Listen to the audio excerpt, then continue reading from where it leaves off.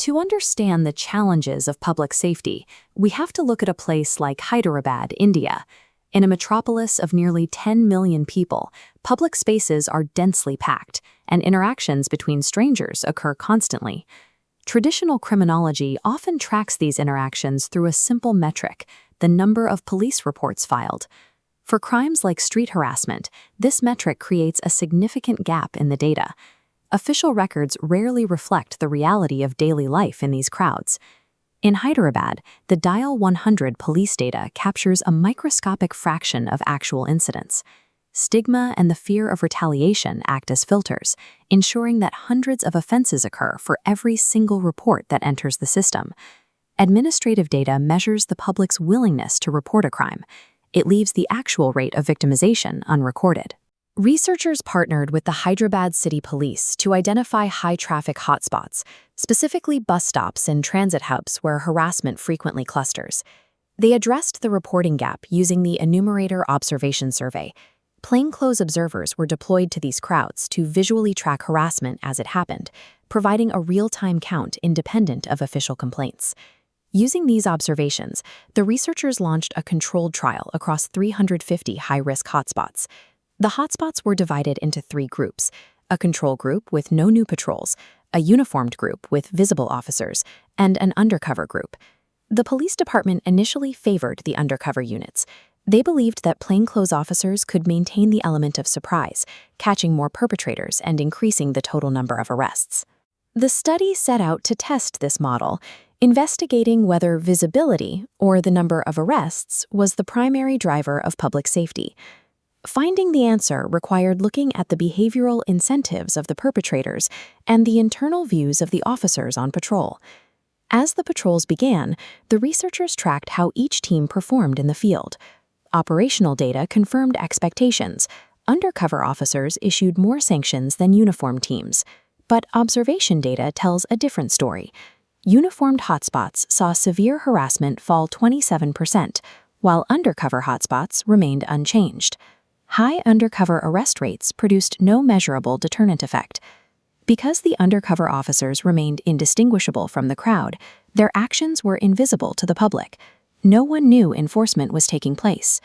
Removing individual offenders does not improve safety if the remaining population is unaware that the police are watching.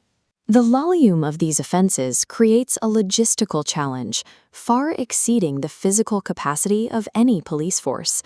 At their most efficient, undercover officers incapacitated just 8% of observed harassment. The vast majority of incidents continued uninterrupted. Visible patrols operate differently.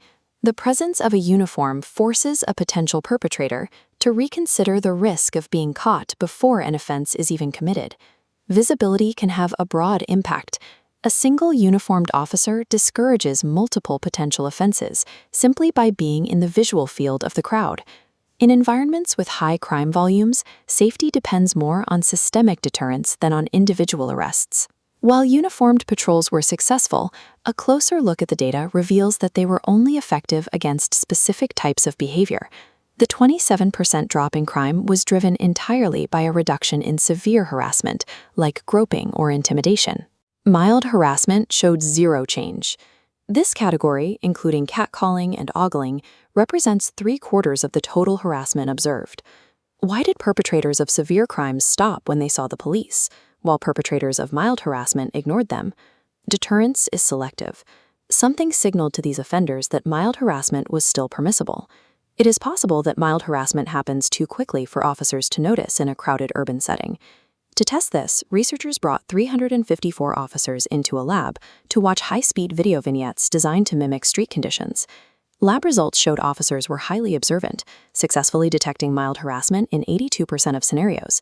But when asked if these behaviors required a police response, there was a sharp drop-off. Despite seeing the harassment, officers were significantly less willing to investigate or punish it. Officers often viewed catcalling as a minor issue, internally categorizing it as unworthy of their limited time and effort. The breakdown in the policy reveals a failure of intent. Officers saw the harassment, yet they chose not to intervene. Police officers enforce the law while simultaneously serving as visible barometers for acceptable social behavior. Perpetrators watch these officers closely, reading their reactions to low-level offenses. When an officer observes a catcall and does nothing, it signals to the crowd that the behavior has no consequences. In these moments, the officer's lack of reaction neutralizes the uniform's deterrent power. The field data supports this. When researchers looked at patrol teams with the strictest personal views on harassment, mild incidents dropped by 15%. When the officers believed mild harassment was a crime, their active posture on the street successfully discouraged it. An institutional policy is only as effective as the social norms of the individual enforcing it. The ultimate measure of these patrols is how they changed life for the victims. The threat of harassment forces women to self-regulate their movements, which places a heavy constraint on their social and economic freedom. When uniformed patrols were present, women were 30% less likely to flee or abandon a public space. Reducing the threat of severe escalation returned a degree of physical autonomy to these commuters.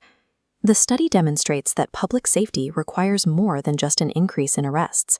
It requires high visibility and a clear signal of enforcement. We can write new policies and deploy resources, but until the internal biases of the enforcers are addressed, the behavioral limits of